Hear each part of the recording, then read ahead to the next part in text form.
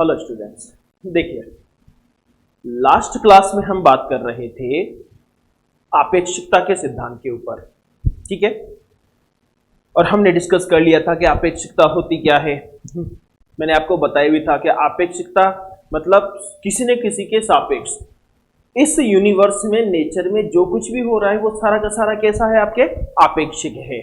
ठीक है, किसी न किसी के रिलेटिव है। एब्सोल्यूट निरपेक्ष रूप से आप किसी भी चीज की कल्पना नहीं कर सकते, पॉसिबिलिटी नहीं है। अगर हम किसी का भी अध्ययन करेंगे तो किसी न किसी के सापेक्ष करेंगे। ठीक है, फिर हमने बात की कि आपेक्षिकता दो टाइप की होती है, एसटीआर और जीटीआर।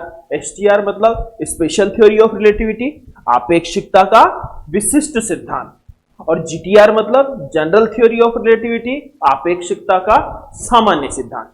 ठीक है, जीटीआर में क्या होता है, जीटीआर में जो आप फ्रेम ऑफ रेफरेंस निर्देश तंत्र काम लेते हैं वो इनर्शियल और नॉन इनर्शियल, जड़त्वीय या अजड़त्वीय दोनों हो सकते हैं।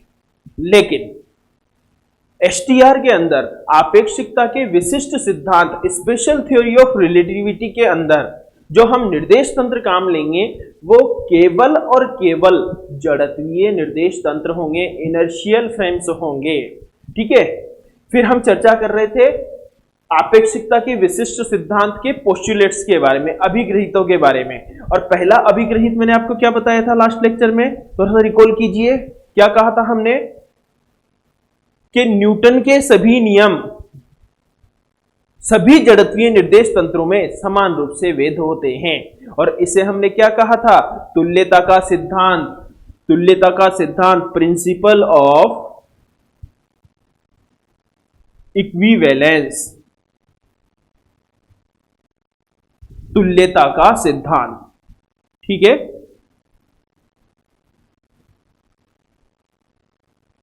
यह था आपका प्रथम अभिग्रहित आपेक्षिकता के विशिष्ट सिद्धांत का। और आपेक्षिकता के विशिष्ट सिद्धांत का द्वितीय अभिग्रहित क्या है कि प्रकाश की चाल सार्वत्रिक नियत है। ठीक है, प्रकाश की चाल कैसी है, एक सार्वत्रिक नियत है। आप यूनिवर्स में कहीं भी चले जाओ, प्रकाश की चाल कितनी रहेगी, 3 × 10⁸ मीटर पर सेकेंड निर्वात के अंदर।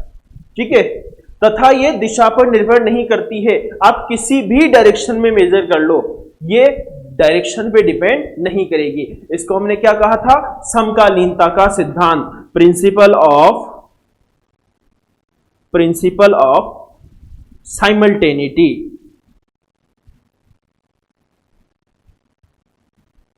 साइमल्टेनिटी, समकालीनता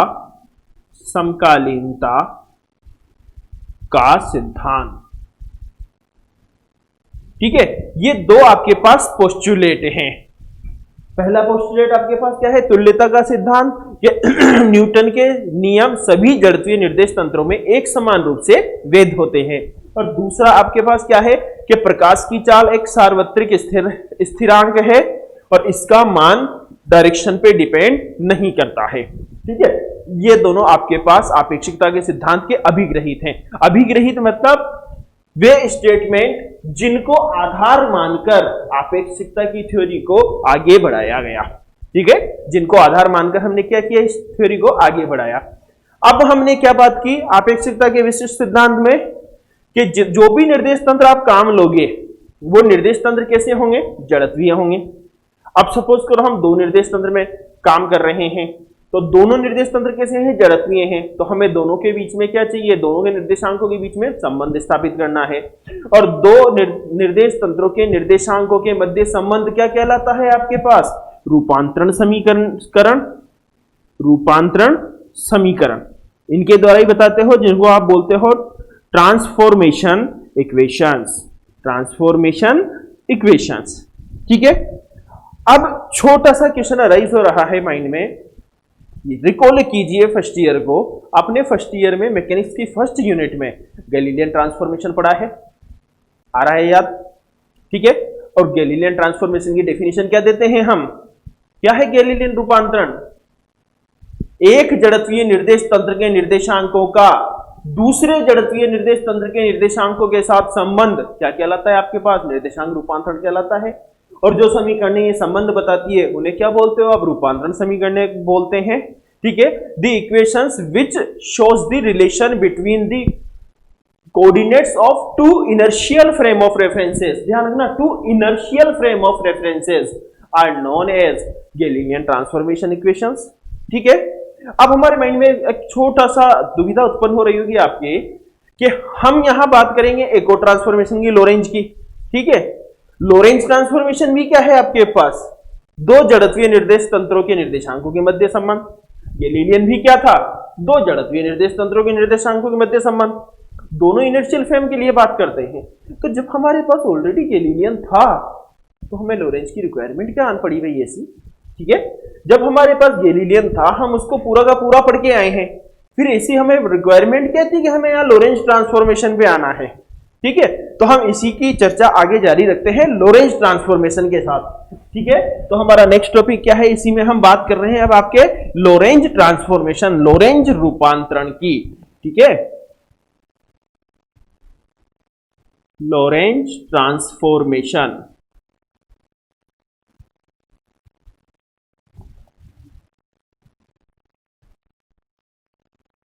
लोरेंज रूपांतरण। अब देखिए सबसे पहले तो लोरेंज रूपांतरण की हम डेफिनेशन क्या देंगे। देखिए डेफिनेशन इसकी भी वही रहेगी। क्या है लोरेंज ट्रांसफॉर्मेशन, दो जड़त्वीय निर्देश तंत्रों के निर्देशांकों के मध्य संबंध क्या कहलाता है आपके लोरेंज रूपांतरण। जिन समीकरणों से बताते हैं उनको क्या बोलते हैं, लोरेंज रूपांतरण समीकरण, लोरेंज ट्रांसफॉर्मेशन इक्वेशंस। ठीक है, लेकिन पहले हम कंपेयर किसके साथ कर रहे हैं, गैलीलियन के साथ। तो देखिए वही बेसिक डिफरेंस आ रहा है जो आपेक्षिकता की डेफिनेशन में दिया है। आपेक्षिकता की डेफिनेशन में हमने क्या कहा है कि न्यूटन के नियम सब जगह काम कर रहे थे। ठीक है, सबसे पहले हमने जब 11th से फिजिक्स की स्टार्टिंग की, कहां से की हमने, न्यूटन के नियमों से की।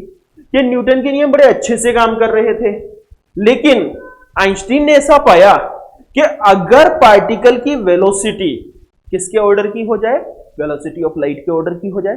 ठीक है, अगर पार्टिकल की वेलोसिटी ऑफ लाइट के ऑर्डर की हो जाए तो जो आपके न्यूटन के नियम है वो आपको सही रिजल्ट नहीं देते हैं। ओके, और उस कंडीशन में नई फिजिक्स बनाई, न्यूटन के नियमों में थोड़ा सा करेक्शन मॉडिफिकेशन किया और मॉडिफिकेशन करके नई फिजिक्स को जन्म दिया जिसे हम क्या कहते हैं, आपेक्षिकता का सिद्धांत। वही का वही डिफरेंस आपके यहां आ रहा है लोरेंज में। कि लोरेंज भी क्या है आपके, दो जड़त्वीय निर्देश तंत्रों के निर्देशांकों के मध्य संबंध। गैलीलियन भी क्या था, दो जड़त्वीय निर्देश तंत्रों के निर्देशांकों के मध्य संबंध। लेकिन डिफरेंस यही था कि अगर गैलीलियन ट्रांसफॉर्मेशन में पार्टिकल की वेलोसिटी ऑफ लाइट के ऑर्डर की हो जाए तो गैलीलियन ट्रांसफॉर्मेशन आपको सही रिजल्ट नहीं देता है। और जब गैलीलियन ट्रांसफॉर्मेशन सही रिजल्ट नहीं देता है उस कंडीशन में लोरेंज ने क्या किया, गैलीलियन ट्रांसफॉर्मेशन जो इक्वेशंस थी, रूपांतरण समीकरणें थी, उनमें थोड़ा सा मॉडिफिकेशन किया है, संशोधन किया है और मॉडिफिकेशन करके नई इक्वेशंस दी हैं जिन्हें हम लोरेंज रूपांतरण समीकरण, लोरेंज ट्रांसफॉर्मेशन इक्वेशंस कहते हैं। ठीक है, अब करेक्शन की बात करें हम, उससे पहले हम ये देख लें कि गैलीलियन ट्रांसफॉर्मेशन सच में गलत साबित हो रहा है या नहीं हो रहा है। एक तो वो गलत साबित हो ही नहीं रहा होता और जबरदस्ती लोरेंज पे आ गए। ठीक है, तो इसके लिए हम एक एग्जांपल लेते हैं। हम आपके पास दो निर्देश तंत्र ले रहे हैं, दो फ्रेम ऑफ रेफरेंसेस। ये आपका एस है, ये आपका एस डैश है। ठीक है, ये इसका ओरिजिन आपके ओ है, इसका ओरिजिन हमने मान लिया आपके ओ डैश। ठीक है, ये आपकी एक्स अक्ष, ये आपकी एक्स डैश अक्ष, दोनों समपाती हैं। समपाती मींस पैरेलल। ठीक है, ये आपकी z और z डैश, ये भी दोनों कैसी हैं, अभी हमने पैरेलल ले रखी हैं। और ये आपकी y एक्सिस, ये आपकी y डैश एक्सिस। ठीक है, आप ध्यान रखिए जब गैलीलियन की बात करते थे तो हम पार्टिकल की बात करते थे और हम यहां बात क्या कर रहे हैं अपेक्षिकता में कि velocity is the order of light. तो हम ऐसा मान के चलते हैं कि जो आपका ओरिजिन है O, यहां पर आपने एक पॉइंट लाइट सोर्स रख दिया। क्या रख दिया हमने, एक बिंदुवत प्रकाश स्रोत रख दिया आपने, स्रोत, point light source.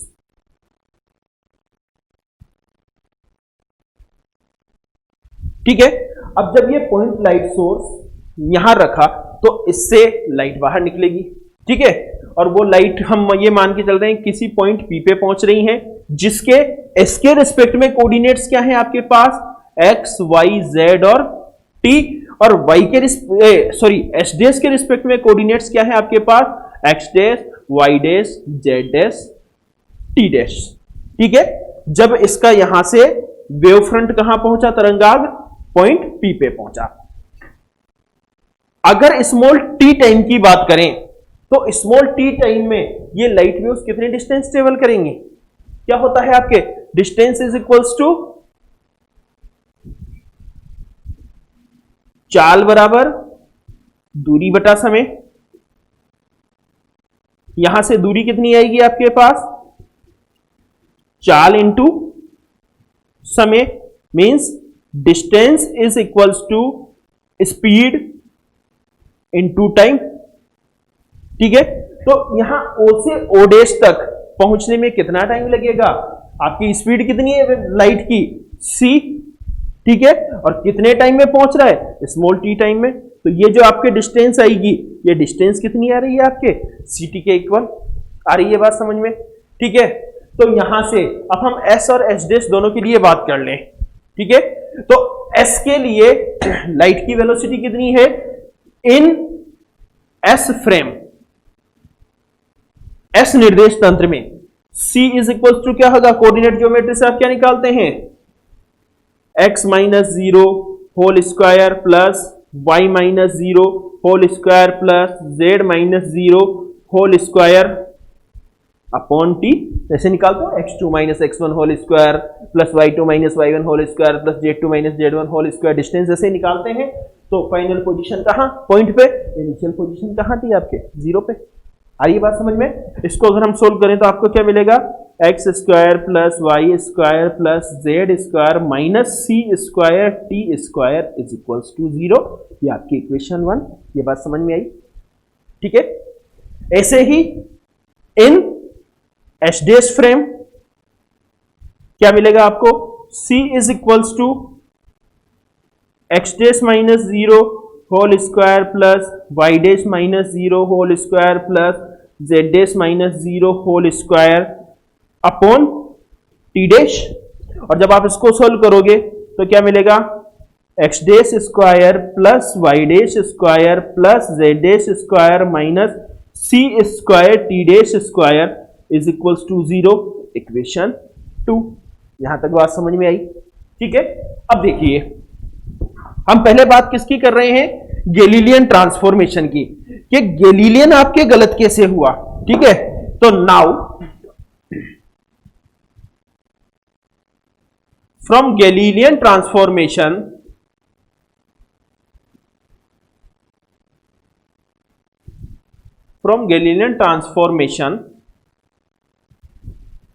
we know that क्या होता था गैलीलियन ट्रांसफॉर्मेशन में, x dash is equals to x minus v t, y dash is equals to y, z dash is equals to z and t dash is equals to t। ये आपकी equation 3। Recall करो mind में, Galilean equations यही होती थी। ठीक है, from equations 2 and 3, 2 और 3 से, ये 3 से सारी सारी वैल्यूज कहां रख दूं मैं, 2 में पुट कर दूं तो देखो क्या मिलेगा आपको, x minus v t whole square plus y square plus z square minus c square t square is equals to 0, और x square plus y square plus z square minus c square t square minus 2x v t plus v square t square is equals to 0। देखिए कोई difference समझ में आ रहा है आपको equation 4 में, क्या कह रही है इक्वेशन 4, हम क्या कहते हैं, गैलीलियन इनवेरिएंट, गैलीलियन निश्चर राशियां, इनवेरिएंट क्वांटिटीज। अगर हम गैलीलियन लगा रहे थे तो आपको क्या मिलना था, वापस ये इक्वेशन मिलनी थी, लेकिन मिल कौन सी रही है, इक्वेशन 4।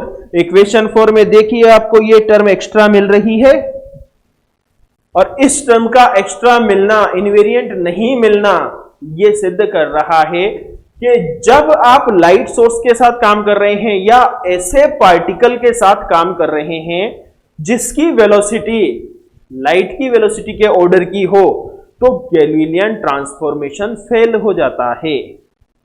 इसलिए लोरेंज ने गैलीलियन इक्वेशंस में कुछ मॉडिफिकेशन किया, और मॉडिफिकेशन के बाद जो इक्वेशन आई है उनको हम क्या कह रहे हैं, लोरेंज ट्रांसफॉर्मेशन इक्वेशंस। ठीक है, अब पहला डिस्कशन तो हम यहां करते हैं कि एक रीजन तो आपके पास ये हो गया कि गैलीलियन फेल क्यों हुआ, क्योंकि वेलोसिटी कैसी है पार्टिकल की, लाइट के ऑर्डर की। लेकिन रीजन क्या रहा होगा गैलीलियन, भाई ऐसा क्या था कि जैसे वेलोसिटी इंक्रीज हुई गैलीलियन फेल हो गया, ये बात हमें कुछ गले नहीं उतरी। अगर आपको ध्यान हो, थोड़ा सा फर्स्ट ईयर फिर रिकॉल कीजिए कि जब हमने गैलीलियन ट्रांसफॉर्मेशन इक्वेशंस निकाली थी, जब आपने इक्वेशंस फाइंड की थी, तो आपने ये जो t is equals to t dash जो लिखा था, ये क्या हमने वहां फाइंड किया था? क्या नहीं किया था? ये गैलीलियन ट्रांसफॉर्मेशन का एजम्पशन था, माना था उन्होंने कि टाइम जो है वो हर फ्रेम ऑफ रेफरेंस में, सभी फ्रेम ऑफ रेफरेंसेस में कांस्टेंट रहता है, इनवेरिएंट रहता है।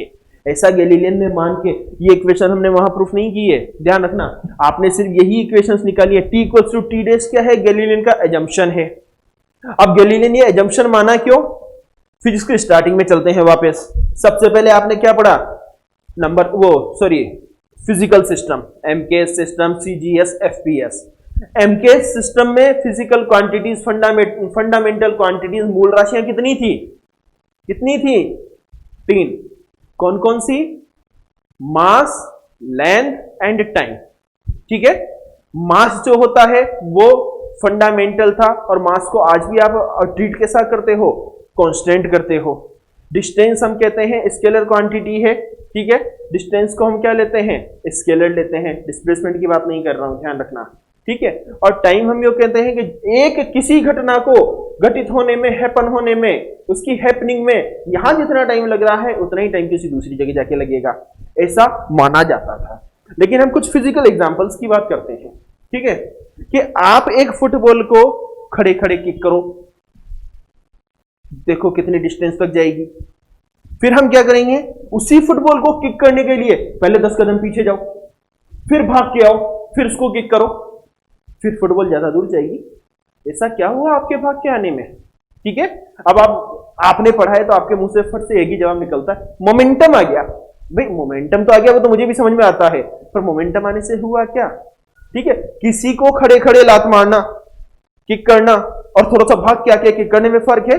ज्यादा लगेगी सामने वाले को। क्यों लगेगी? क्योंकि आपका फोर्स इंक्रीज हो गया। समझ रहे हो बात? फोर्स इंक्रीज हो गया, और फोर्स किस पे डिपेंड करता है? आपके मास पे, F इक्वल्स टू ma। ठीक है, तो हम ये नहीं कह सकते क्या कि जैसे ही आपकी वेलोसिटी इंक्रीज हुई वैसे आपका मास इंक्रीज हो गया? प्रैक्टिकली वहां पता चल रहा है हमें कि वेलोसिटी अगर इंक्रीज हो रही है तो कहीं ना कहीं मास इंक्रीज हो रहा है। तो मास कांस्टेंट कहां रहा? गैलीलियन ने माना था कि मास कांस्टेंट है क्योंकि फंडामेंटल क्वांटिटी है, पर हम प्रैक्टिकली भी देख सकते हैं मास कांस्टेंट कहां है। लेंथ की बात कर लेते हैं। ठीक है, कि ये मार्कर आपको भी दिख रहा है कि इसकी साइज कितनी है, 6 इंच कितनी है। अब मैं अभी तो हमारी डिस्टेंस हमारे बीच की थोड़ी सी है, 5 फीट है। अगर मैं यही मार्कर आपको 20 फीट दूर जाकर ले जाऊंगा तो क्या आप एग्जैक्ट बता सकते हो कि 6 इंच का है, 5 इंच का है? आपको इसकी लेंथ कम दिखाई देगी। फिर मैं और दूर जाता जाऊंगा तो हो सकता है एक स्टेज ऐसी है कि आपको ये छोटा होता होता दिखना ही बंद हो जाए। आ रही है बात समझ में? इसका मतलब कहीं ना कहीं अगर वेलोसिटी इंक्रीज हो रही है तो लेंथ में भी तो वेरिएशन आ रहा है। लेंथ भी क्या हो रही है आपकी? डिक्रीज हो रही है, चेंज आ रहा है। तो आपकी लेंथ भी क्या है? कांस्टेंट नहीं रही। किस कंडीशन में? जब वेलोसिटी की बात हो रही है।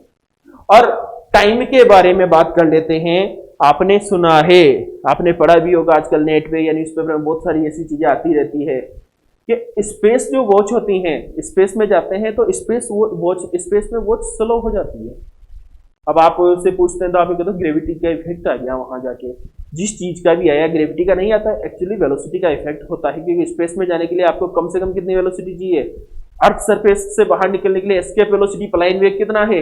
11.2 किलोमीटर पर सेकेंड। ठीक है, तो आपने ऐसा पढ़ा है ना कि कोई स्पेस में अगर 2 साल रह के आ जाए तो अपने अर्थ के 60 साल निकल चुके होते हैं। ठीक है, अब ऐसा नहीं है कि वहां के 2 साल यहाँ के 60 साल के बराबर है तो वहां जाके दिन बड़े हो गए, ऐसा कुछ नहीं है। लेकिन वहां जाके भी हम दिन को या समय को मेजर किससे करोगे? वॉच देख के ही तो करोगे। ठीक है, लेकिन वहां की वॉच क्या हो जाती है? स्लो हो जाती है। हमारे यहाँ सेकंड चल रहे हैं 1 2 3, वहां सेकंड कैसे होंगे? 1 फिर 2 आएगा 10 मिनट बाद, 3 आएगा 10 मिनट बाद। तो मेजर किससे करोगे? टाइम तो हम वहां भी घड़ी से ही देखेंगे, स्पेस वॉच स्लो हो जाती है। तो देखिए प्रैक्टिकल इफेक्ट मास, डिस्टेंस और टाइम तीनों के ये कहते हैं कि तीनों पर इफेक्ट आता है वेलोसिटी का, तीनों कांस्टेंट नहीं है। और गैलीलियन जब ट्रांसफॉर्मेशन इक्वेशन निकालने लगा था तो उसने तीनों को ही क्या माना है? आपके कांस्टेंट माना है, इसीलिए गैलीलियन ट्रांसफॉर्मेशन फेल हो गया।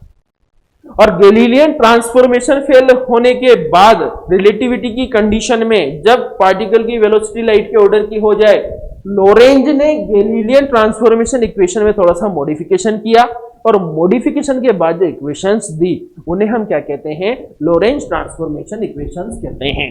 ठीक है, तो देखिए लोरेंज ने क्या कहा, लोरेंज ने ये जो आपके गैलीलियन ट्रांसफॉर्मेशन इक्वेशंस थी इन्हीं को मॉडिफाई करके कुछ इक्वेशंस दे दी। x dash is equals to gamma x minus v t, y dash is equals to y, z dash is equals to z and t dash is equals to gamma t plus beta x। ठीक है, where gamma and beta are constants. Arbitrary constant है, अपनी मर्जी से मान लिया उसने। ठीक है, अभी मॉडिफिकेशन कर रहा है, ऐसा फिक्स नहीं है। बाकी दिमाग में आता है कि साहब इसी तरीके से क्यों ली। ये तो जब हम मैथमेटिक्स में हम कई प्रॉब्लम में उलझ जाते हैं तो हम नए नए एक्सपेरिमेंट करके देखते हैं ना, उसने भी बहुत सारे किए होंगे। तो हम तो सिर्फ क्या है फाइनल एक्सपेरिमेंट को टच कर लेंगे, फाइनली उन्होंने क्या करके देखा। तो उन्होंने इस तरीके से मान लिया गैलीलियन में, देखो रूप इनका गैलीलियन का ही है, कुछ 2 फैक्टर एक्स्ट्रा ऐड कर दिया, एक तो गामा कर दिया आपके, एक बीटा कर दिया। अब गामा और बीटा 2 कांस्टेंट किसने इंट्रोड्यूस करवाए? आपके लोरेंज ने करवाए। तो मैथमेटिक्स क्या कहती है, या तो कैलकुलेशन में ये एलिमिनेट होने चाहिए या आपको इनकी वैल्यू फाइंड करनी पड़ेगी। 2 ही ऑप्शन होते हैं हमारे पास मैथ्स में।